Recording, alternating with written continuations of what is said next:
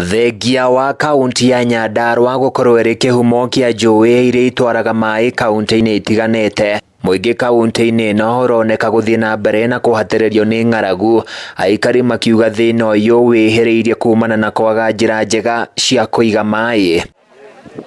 Mũmbunge mũtumia kaunti-inĩ ya Nyandarua Faith Gitau nĩ ũmwe wa atongoria arĩa maranyitĩrĩra andũ na ũteithio wa irio matũũra-inĩ marĩa ng'aragu wĩhĩrĩirie gĩcigo-inĩ gĩa Kinangofu. Nyandarua ndĩrarĩ ya imwe iria iraheo irio, no nĩ ũndũ wa kuona mathĩna marĩa me gũkũ ndĩrathiĩ ndĩrathaithana na ndĩrathaitha munini wa mũtongoria wa bũrũri ona mena president na maretĩkĩra gũtũhe irio. Mũingĩ mwena ũyũ maugĩte kumana na riũa rĩrĩa rĩthiĩte na mbere na kwara rĩtigĩte mĩgũnda yao ĩtarĩ na kĩndũ na mahiũ mao kũhutio na njĩra nene nĩ ng'aragu ĩno. Ona ithuĩ tũkĩrĩ ahũtu tondũ mbura nĩ yatũregire, tũtikĩrĩ nĩkĩ twagĩkire kwĩ Ngai, no nĩ tũgũkĩhope mbura no ĩkura. Ndaheo mboco na ndaheo mũcere na nĩ ndauga nĩ wega mũno na marathimwo mũno. Itũũra rĩa Kenton nĩ kũmwe gwa kũrĩa gũkoragwo kũgũmĩirwo nĩ thĩna mũnene wa maĩ,